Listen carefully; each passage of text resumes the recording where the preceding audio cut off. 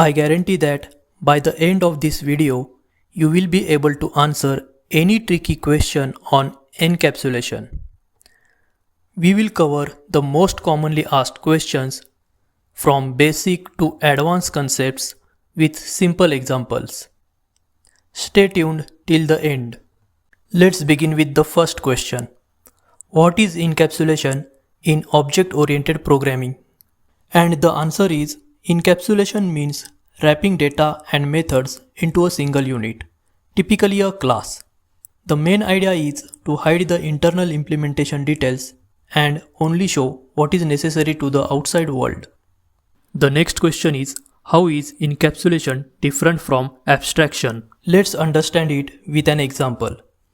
Inside the database class, there is a private method called setupConnection that takes care of all the technical details of connection to the database.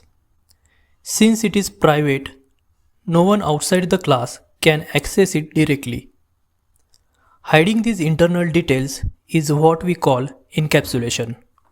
The class also provides a public method like connect, which internally calls the private method setupConnection.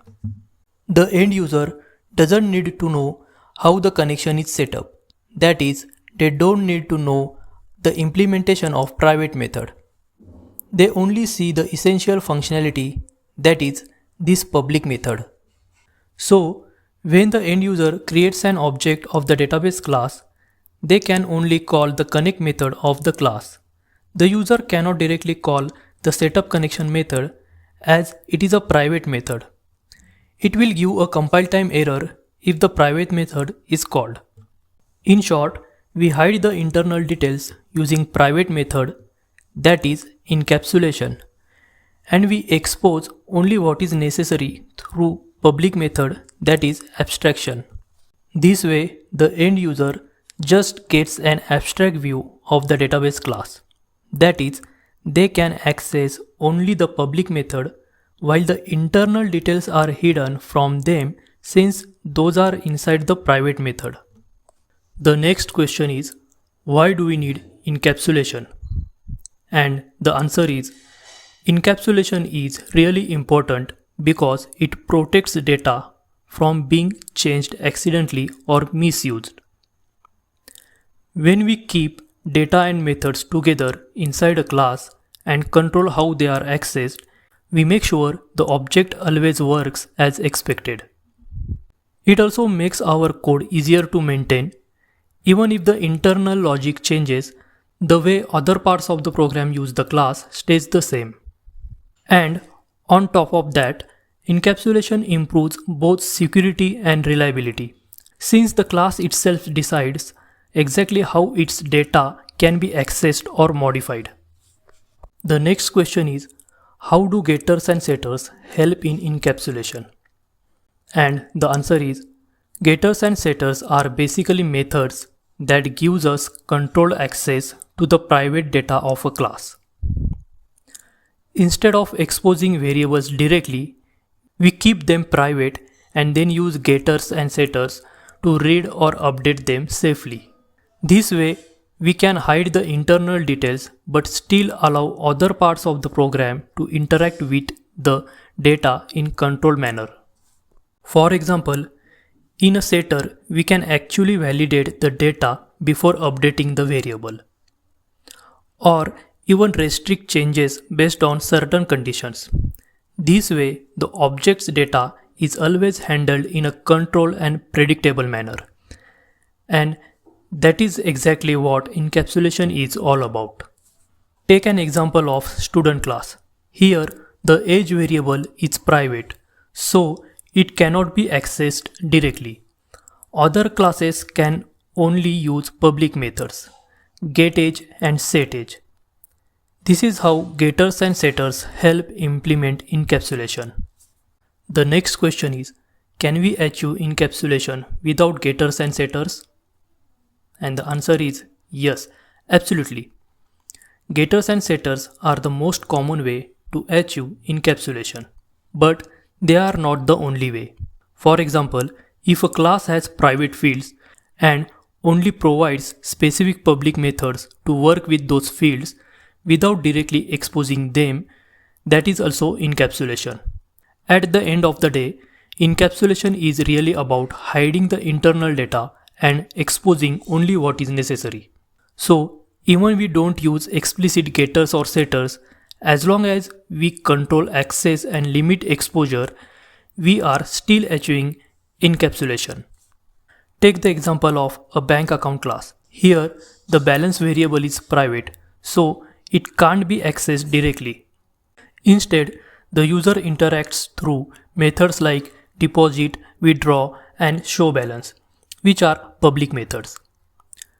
Notice that we didn't use any getters or setters here, yet encapsulation is still achieved because access to the balance is completely controlled. What happens if we make everything public? Are we breaking encapsulation?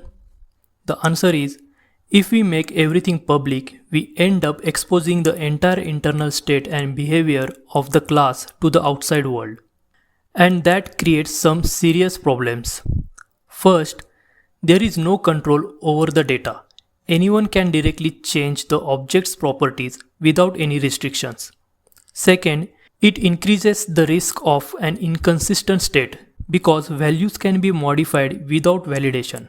And third, it leads to tight coupling, where other classes start depending on the internal implementation, which completely goes against the idea of encapsulation. Next question is, give a real-world example of encapsulation. There are plenty of them around us. Take an ATM machine. When we insert a card and enter our PIN, we only interact with the screen. The actual process of verifying the account, deducting balance, and dispensing cash is hidden. That is encapsulation. Another example is a car engine. We just turn the key or press the start button, but the whole process of combustion, pistons, and fuel injection stays hidden. We only use the simple public interface, that is the ignition. Or think about the medicine capsule. The outer shell hides a complex mixture of drugs inside.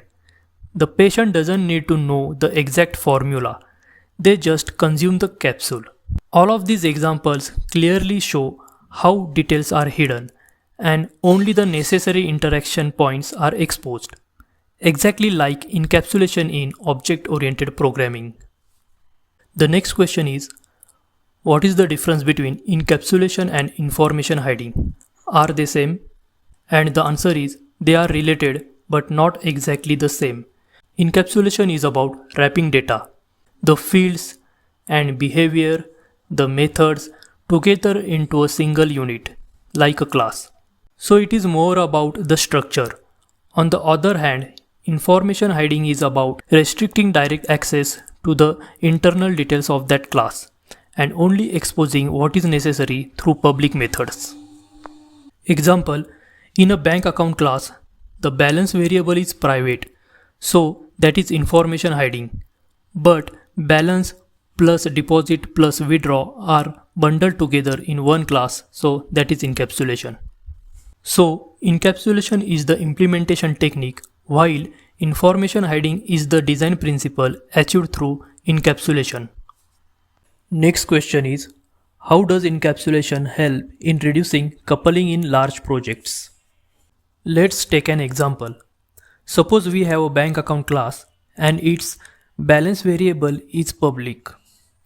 Now, if a payment service class directly updates that balance, it means payment service is tightly dependent on how bank account store its data. For instance, if tomorrow the balance type changes from double to decimal, then the payment service class also has to be updated. Now, in this example, only one class is using it, but in a real project, many different classes may depend on that balance variable. If data type changes or if we add extra rules like preventing the balance from going below 0, we would have to update the logic in every single class. This is what we call tight coupling. Classes are too dependent on each other's internal details, which makes the system hard to maintain. To solve this issue, we make the balance variable private. Then we move the payment logic into the bank account class itself. Now, the payment service class doesn't care whether balance is stored as a double or decimal or anything else. It just calls the withdraw method of bank account. If tomorrow we add new logic in withdraw, like throwing an error for insufficient funds, the payment service code remains unchanged. This is called loose coupling. Classes communicate only through public methods, not internal details. And that's exactly the benefit encapsulation gives us. So here is summary. Encapsulation helps reduce coupling because any changes inside a class don't affect the other classes. The outside code only interacts through the public methods. So the project becomes much easier to maintain and extend. The next question is, how does encapsulation support maintainability and scalability? Actually, the answer to this question was already covered in the previous one. But let's recap it again from the perspective of maintainability and scalability with some other code example. Encapsulation helps maintainability and scalability by hiding internal details and exposing only what is necessary. This way, changes inside a class or module don't affect other parts of the system. It keeps the code organized, reduces ripple effects, and makes it easier to extend functionality. Let's take an example of payment service class. This class hides internal details like API keys and complex payment logic. Order service interacts only through public methods, that is, process payment. If tomorrow we change the logic inside process payment method, order service remains unaffected. This improves maintainability because each class is responsible for its own logic. It also supports scalability because we can add more payment methods, logging, or retries inside payment service class without breaking other modules. Next question is, how do access modifiers relate to encapsulation? And the answer is, access modifiers are the primary tool in most object-oriented programming languages to enforce encapsulation. They control which parts of a class are visible to other classes and which are hidden. So here, the balance variable is private. It is an internal detail, completely hidden, and only the class itself can access it. That is core encapsulation. The account holder variable is protected, hidden from outsiders but still accessible to subclasses. This helps in controlled inheritance while maintaining encapsulation. The account number variable is internal. It stays hidden outside the project or assembly. This is really useful in large systems where we may want to expose certain data only to trusted modules. And finally, the deposit method is public. This acts as the interface for other classes. They can safely interact with it without ever knowing the internal details. Many people say encapsulation is equal to hiding data. Is this true? Not exactly. Hiding data is part of encapsulation, but encapsulation is broader than that. It is about bundling data and methods together into a single unit and controlling access to the internal details. For example, in a bank account class, the balance field is private, that is, hiding data, but the class also provides public methods like withdraw. This bundling of data with related behavior plus control access is what encapsulation really means. So, hiding data is a feature of encapsulation, but the main idea is combining data and behavior while exposing only what is necessary. Next question is encapsulation only about fields and methods, or does it apply to classes, modules, services too? We already saw this in previous example. So the answer in short is encapsulation is not limited to fields and methods. It applies to classes, modules, and even services. The key idea is the same: hide internal details and expose only what is necessary. Whether it is a single class like bank account or an entire service like payment service. Encapsulation ensures that other parts of the system interacts only through well-defined interfaces. Is using private always a good idea?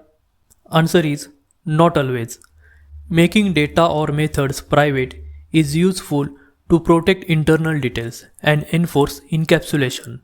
But if you make everything private, other classes or modules may not have the access they need to function. The key is balance. Keep sensitive or internal data private. Expose only the methods that other classes actually need via public or protected access. So, private is a tool for encapsulation, but using it blindly everywhere can make the system hard to use and extend. Good. We have covered all the questions. We have covered the basics, practicals, and advanced aspects. Remember, encapsulation is not just about hiding data, it is about bundling data with behavior to protect integrity and reduce dependency.